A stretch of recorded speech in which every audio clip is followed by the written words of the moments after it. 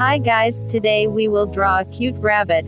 First pets, make a sketch for that. Draw a square and then a circle below that dot. Now beside both sides of the square draw a shape like tulip petals. These will be our ears. Now draw the legs below the circle, and then draw the tail in the shape of a leaf near one of the legs and erase the excess lines. Now draw a face like shown in the video and also the nose and mouth. Add a little texture as fur. Erase all the excess lines and outline the body and draw the eye of the rabbit like shown in the video and shade it, and then draw some floral designs outside the rabbit.